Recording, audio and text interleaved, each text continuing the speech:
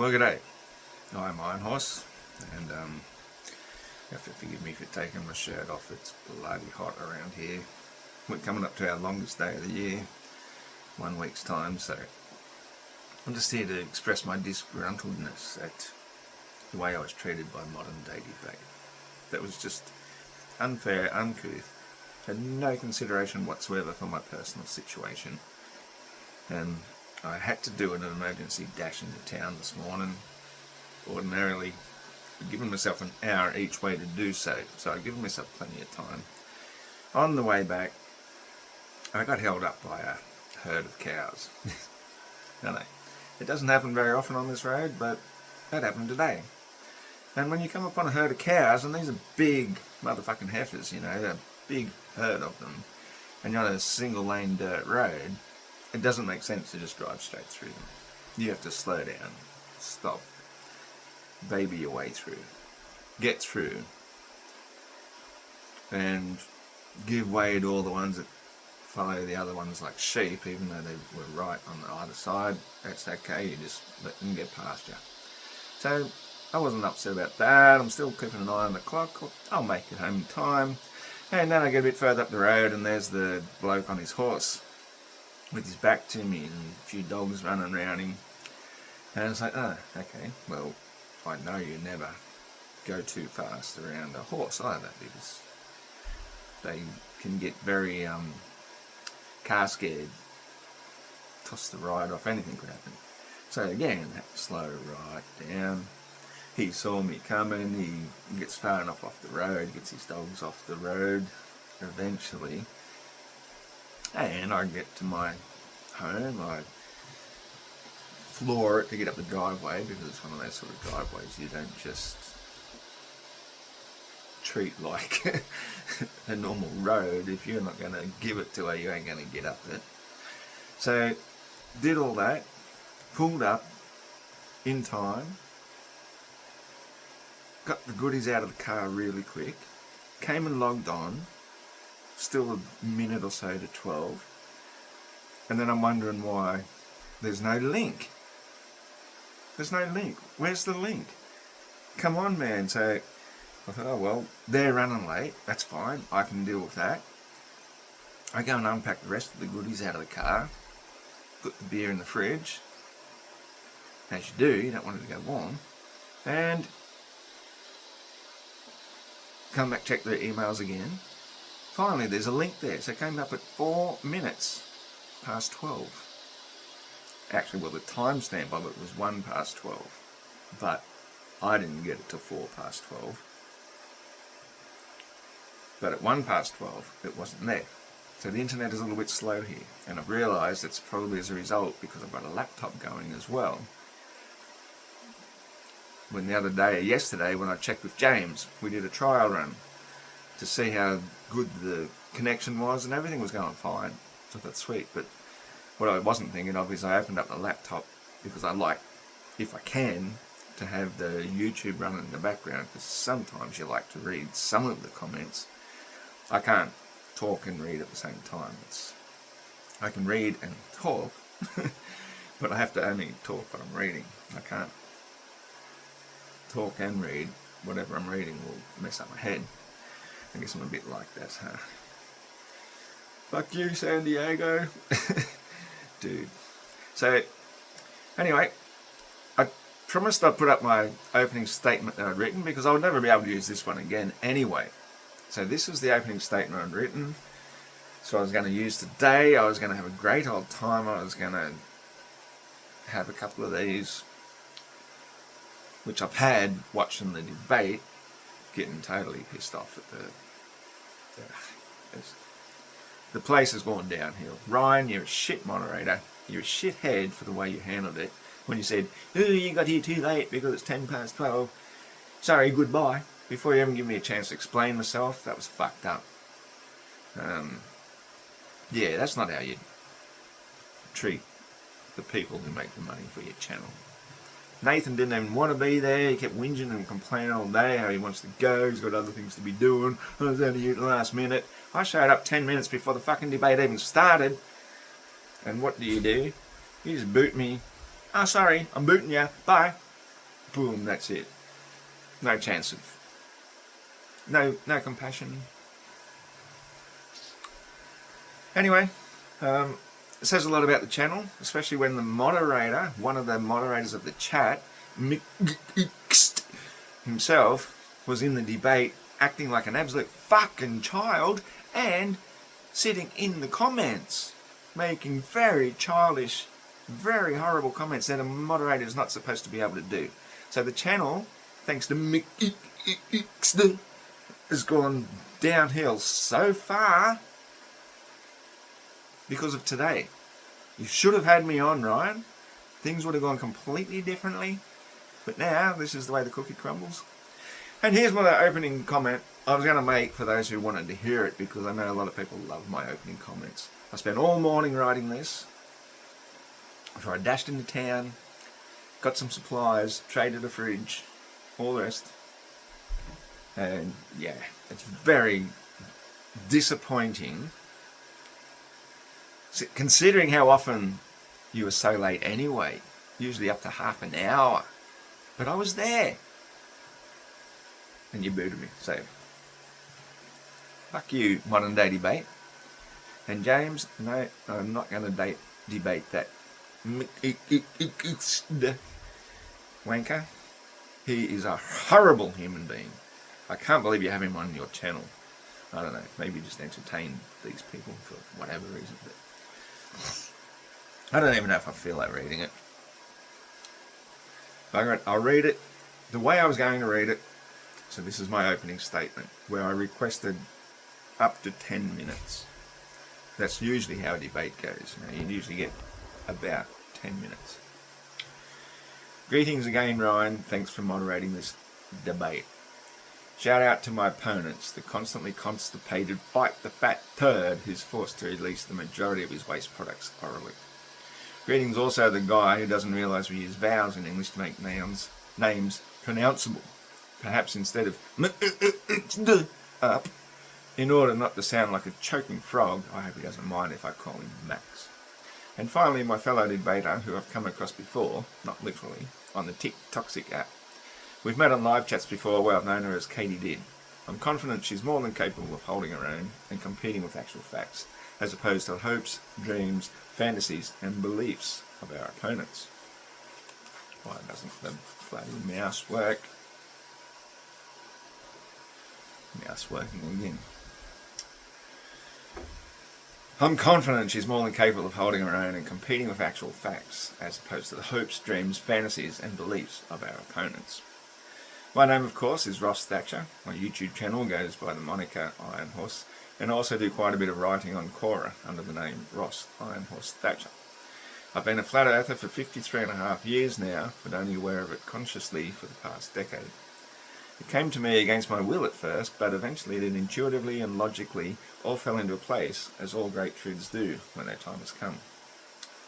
The vast majority of information comes from debunking the helio-nonsensical beliefs that, once destroyed, can never be accepted as a given truth, much less a scientific fact, ever again. Given to us by Jesuit priests since 1543, the concept of the Earth spinning through space to go around a central sun, originally deemed to be stationary, later to be found moving more than 500,000 miles an hour, literally nothing could be any more seriously absurd than believing we then orbit around that sun at some 10 times the speed of a railgun projectile, while clouds waft through the air. Birds, planes, hovering balloons, all exist, even at the much milder, slowest speed, that of our daily actual rotation, a mere 1 1/3 times the speed of sound. To be scientific, you need far more than just beliefs, claims, mathematical theories, and theoretical physics. The observable nature of water is to always flow downhill, filling its container with an even, level surface. That's it. Debate done. However, rather than describe what flat Earth isn't, I'll try to briefly describe what it actually is. It's the only physical realm in existence, potentially infinite, but for all intents and purposes for us, the limits are the surrounding impassable ice wall of Antarctica. All magnetic compasses point inwards to the magnetic northern centre and outwards away from the centre. All drawing instrument compasses keep the needle fixed in the centre, and wherever the pencil makes a circle, that's how the Earth was originally mapped, in lines of latitude tracing either east or west, always returning to the starting point. Since this all aligns with the only fixed star directly above the North Pole, we measure off latitude lines by the number of degrees Polaris appears to be above the horizon until it eventually vanishes into the convergence point, the equidistant circle of the equator, coincidentally the average path of the Sun's daily circuit. Apparently it all goes a bit pear-shaped outside of the equator, because rather than being a sphere, that's more like the dartboard, the equator being the double point region, the equinox region, and as the sun drifts in and out as though it was fixed in the hour hand of a 24-hour clock, it moves from tropic to tropic to create the seasons. As the sun is the true keeper of time, not the earth spinning on its axis, once we set a clock to midday according to a sundial, it will stay in perfect synchronization all year round, moving a constant 15 degrees per hour, 360 degrees precisely, in precisely 24 hours. A heliocentric model would require a full 4-minute adjustment of every clock every day to keep 12 midday aligned with the sundial. Everything on the stationary planar Earth finds its place in accordance with the observable laws of relative density and buoyancy. The real force is resistance, not attraction due to mass. A thing will fall forever unless acted upon by another force, which is the density of the ground, the Earth we live upon. Properties of matter are well understood, but the nature of light is a bit more tricky. If I was going to amend this and give myself better time, I would also add that what we would say is that the density of the air is what permits things to fall. The density of water tends to permit most things not to fall and many things to float, and will slow down the rate of drop of things, all because of the relative density. But I was trying to be as brief as possible here. I was trying to narrow it down, but anyway. Properties of matter are well understood, but the nature of light is a bit more tricky. Whilst it's perfectly natural to believe there's just one sun and one moon, it turns out to be a little more complicated than that. Time won't permit a full explanation, but we call the upper atmosphere the ionosphere for a reason. Solar radiant energy from the sun ionizes the various noble and other gases, which literally turns them to light. The fluorescence of the atmosphere is what gives us daylight, and this layer stretches up to about 20 kilometers, where high-altitude pilots wearing special pressure suits and breathing apparatus claim to reach the edge of space. This ozone layer is practically frozen oxygen, which turns to a pale blue superfluid, which could well be what the ancients described as the waters above. However, the O3 layer is merely the atmospheric layer, which I call firmament B. The true firmament is more like 70 miles, or 100 kilometers high. It's entirely likely that whatever technology is used for satellites and things like the ISS works precisely like those models we see of hovering disks going around a superconductor track, which requires extremely cold temperatures, which describes superfluid gases. So these devices behave like levitating objects. Once in motion, stay in motion, as there's literally no friction at that height. This would describe all roaming satellites, while geostationary satellites are those suspended from balloons above the atmospheric influences, reaching as high as 40 kilometers. All only possible on the stationary planar Earth model, whereas it would be impossible for a device moving just 17,500 miles per hour to orbit another thing every 90 minutes, the globe, moving 66,600 miles per hour. As I said, it takes hopes, dreams, fantasies and beliefs to even so much as entertain the globe model, much less accept it as fact. High-altitude balloon footage and the digital camera has changed our knowledge forever. The sun is clearly local, never setting above the clearly flat and level horizon that never fails to rise to eye level. From such lofty heights of 25 miles, 40-odd kilometres, the sun appears formless, crowned in thorns, unlike when we see its apparition appear in the ionosphere, where it's creating a smooth, round disk, another version of plasma, to our appearance. I liken it to the action of an arc welder, where on one end there's a huge power source, the charge, and it's said that Lucifer was the highest angel originally charged to be the giver of light. When the power source makes contact with the earth end, it creates a blinding orb of plasma. High-end welding requires to use helium for shielding, and it comes as no surprise then that in accordance with the laws of density and buoyancy, our two lightest elements are hydrogen and helium. The sheer coldness at the height of the firmament makes the hydrogen freeze into a permanently impenetrable barrier, capturing a huge ocean of superfluid helium. Much like when a cloud bursts here on Earth, it rains water down into our oceans.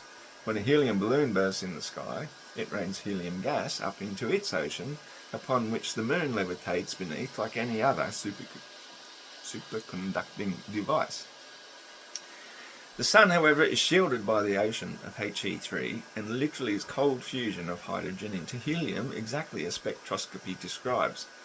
But when we look up at it from the ground, we see it appear through the veil of light of the atmosphere, where our own unique version appears to each individual, in a different apparent part of the firmament be to every viewer.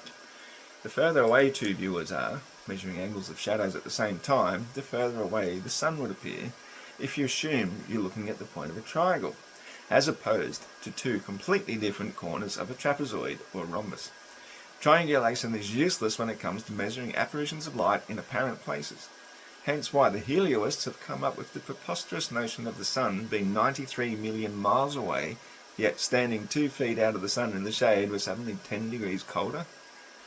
The sun isn't the giver of heat. Just like a light bulb remains cool until switched on, it's the light of the gases fluorescing that create the heat, most especially in the densest layer where most of the neon, the first and last gas to ionize, sits nearest the surface. All heat actually dissipates at cloud level, the condensation layer, and most mountains higher than clouds remain ice-capped all year long, despite being closer to the sun. Neon, when ionized, gives us the pretty sunset colours that reflect off the bottom of the condensation layer when clouds are around, but shines bright blue-white in daylight, which reflects off clouds and ice as white light. The oceans look blue in daylight, as the dominant gas argon keeps the sky fluorescing blue, and water takes on the colour it reflects, not the other way around. At night, the ocean is pitch black. Where yellow sand is seen through clear water, it appears different shades of green, depending on the water's depth. The oceans contain most of Earth's heat, and because the mean path of the sun is the equator, twice a year on the equinoxes, as measured by Eratosthenes, we say the region is mostly tropical, as it's between the two extremes of the seasons, the solstices which occur in the tropics of Capricorn and Cancer, the next one due in about a week. This is the foundation of many traditional religious beliefs, particularly Roman Catholicism and Christianity in general. Basically, the worshipping of the sun, who moves from house to house of each of the faithful constellations, the disciples of the Son of God, crowned in thorns. The Church eventually turned this into heliocentrism, placing the sun in the place of worship, the centre, and denigrating the true giver of light and life, Mother Earth and her holy breath, into an insignificant tiny speck, a mere wandering star, an irrelevant minor planet created from nothing for no reason, whereas Flat Earth Awakening brings you back to the bosom of the one true God, the Trinity between the Father, Son in heaven, the Mother Earth who lives and breathes us as we live and breathe her, we, the children of God. Thank you.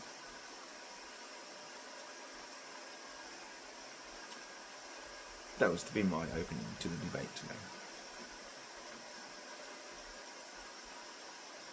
I wonder what other forces are at work to stop it from being made.